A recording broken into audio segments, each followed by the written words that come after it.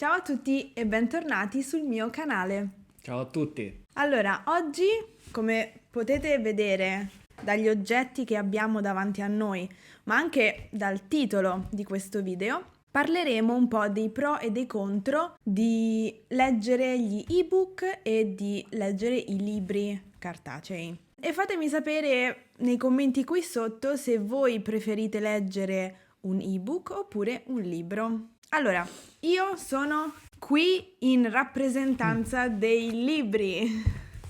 E io in rappresentanza degli ebook. Allora, siccome tu sei mio ospite, Mm. faccio iniziare te e quindi ti chiedo perché preferisci leggere un ebook? Allora, possiamo dire che ci sono diversi aspetti positivi, ma li possiamo riassumere in 5 punti. C'è un minore spreco di carta comprando un ebook, poi c'è una disponibilità immediata dei contenuti, perché spesso e volentieri tanti libri possono essere, diciamo, non disponibili nelle librerie o nei magazzini degli store.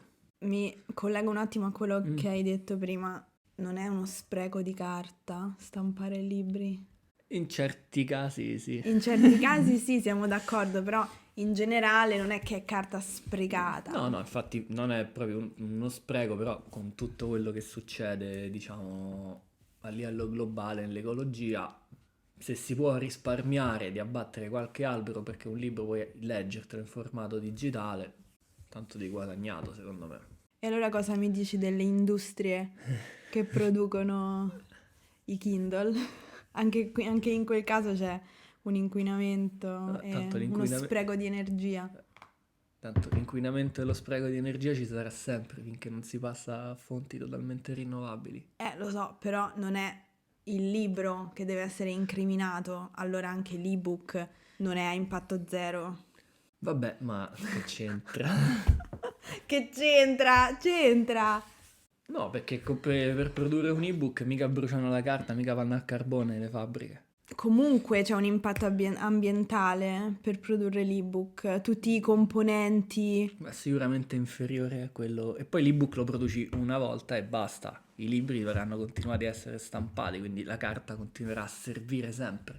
Sì, vabbè, però chi se lo perde, chi lo rompe, se lo ricompra. Sì, sono molte meno le persone che lo rompono e lo perdono in proporzione di quanti libri vengono stampati nuovi, di ristampe.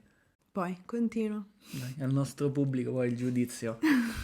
E allora erano rimaste la disponibilità illimitata di romanzi di varie edizioni. Poi un altro aspetto che sicuramente non è il principale, però a molta gente magari interesserà, è il risparmio, quindi il valore economico, che comprando un libro in versione digitale ovviamente tu lo paghi di meno di un libro che compri in libreria, perché non ci sono costi del magazzino, non c'è il commesso che te lo vende, non c'è il ragazzo che deve riempire la libreria.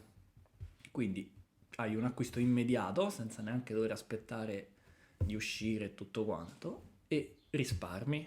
E soprattutto dal punto di vista magari un po' più professionale, tu hai la possibilità di avere, diciamo, tutta la tua raccolta professionale, che ne so, di volumi sull'architettura, faccio un esempio, senza dover trasferire tutta la libreria magari nel tuo studio, nel tuo ufficio, o portartela appresso, che ne so, sul tuo luogo di lavoro, perché sta tutto qui dentro. Devi consultare al volo, non so, anche una legge, hai tutto a portata di mano, quindi è facile da consultare, è molto pratico. Questi sono, diciamo, i principali vantaggi che io ho individuato nell'utilizzo degli ebook, anche nel mio lavoro. Magari io faccio il barman, ti serve da rivedere un concetto, una ricetta, invece che cercarla su internet, che i siti, insomma, lasciamo perdere quello che scrivono. Ho tutti i miei libri facili e reperibili dentro il mio bel Kindle. Ok, tocca a me. Allora, io preferisco leggere i libri cartacei per i seguenti motivi, per le seguenti ragioni.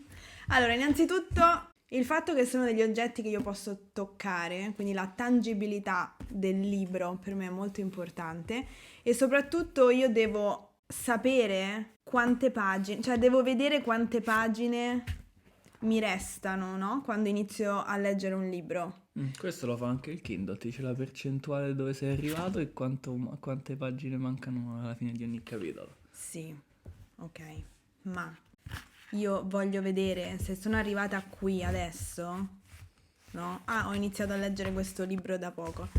Se sono arrivata qui, voglio vedere effettivamente quanto mi resta da leggere. È una cosa psicologica. Poi con il libro cartaceo ho l'impressione che l'immersione nella narrazione, nella storia sia più completa, più reale. Non so, questa è una mia sensazione. E poi è più facile concentrarsi su un libro alla volta, forse. Beh, sì, dipende che letture fai, sì. Sicuramente se leggi dei gialli o dei thriller, magari leggerne uno alla volta è più semplice, se no nella testa ti si intrecciano magari le storie, i personaggi. Poi, una parte che mi piace molto dell'acquistare libri cartacei è quello di poter vagare nelle librerie. Quindi camminare, passeggiare tra gli scaffali pieni di libri e quindi, al contrario di quello che dicevi tu, permettere ai commessi delle librerie di esistere e di consigliare libri. Mi piace molto la possibilità di andare di persona in una libreria e scegliere effettivamente il libro da comprare, quindi trovarmici in mezzo. E il mio ultimo punto è il fascino del paratesto, che secondo me manca nel Kindle. Questo è tutto quello che sta intorno al testo della storia, no? Quindi le immagini, la copertina, non so, tutto quello che si aggiunge al libro in sé. Quindi per esempio questa copertina è morbida, no? Che è diversa da quest'altra copertina che invece è rigida. Potrei anche decidere di togliere questa seconda copertina e metterlo così nella libreria. Vabbè, Non so. immagini e tutto ci sono anche negli ebook. Negli ebook hai anche la possibilità di sottolineare, di scrivere appunti accanto. Manca Sì, tutto quello che è l'uso degli altri sensi nella lettura, quindi come dici tu, lo sfogliare le pagine, anche sentirne l'odore. esatto, sì, la sensazione tattile. Sì. Allora, io sicuramente ho una visione più romantica della cosa, mentre tu hai una visione più pratica Sì. dell'argomento. Però io credo che siano valide entrambe. Sì, sì, possono essere usate tutte e due. Magari ai fini più professionali uno potrebbe optare per degli ebook, anche perché i libri professionali magari costano anche molto di più e è veramente necessario averli sempre appresso. Magari un buon romanzo letto sulla poltrona di casa ha un altro effetto se veramente tenete in mano il libro di carta, anche perché non ho sempre avuto il Kindle, essendo io un po' anziano, ho iniziato con i libri di carta anche io. Comunque questa mi sa che si chiama la sovraccoperta. Sì.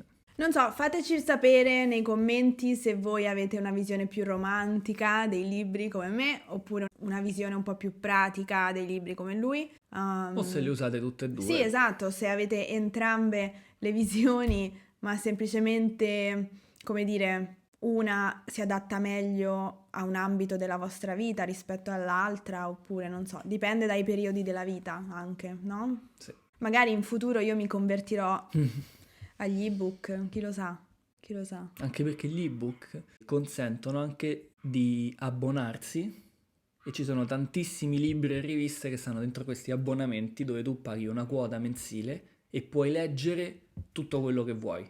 Cioè, se uno sa che legge Esatto. tantissimo o sa che legge almeno 2 o 3 ore ogni giorno, c'ha un senso, ma Sì. se spendere quei soldi quando magari ti leggi 1 o 2 libri al mese, te li compri e fai prima, secondo me. Certo, quello ha senso nel caso uno sia un avido lettore, Sì. perché altrimenti no. O uno di quei super geni che legge 20.000 parole al minuto, allora Il Kindle potrebbe essere utile per gli studenti di lingua, no? Di lingue straniere, perché c'è la possibilità di cercare sul dizionario la traduzione sì, della parola, sì, no? sì, è vero. Quindi si clicca sulla parola e si può cercare la traduzione. Ovviamente molto immediato, molto utile. È pratico. È pratico, sì. Però al contrario c'è anche chi invece preferisce sottolineare con la matita e scrivere la traduzione a mano, quindi dipende molto dalle preferenze personali.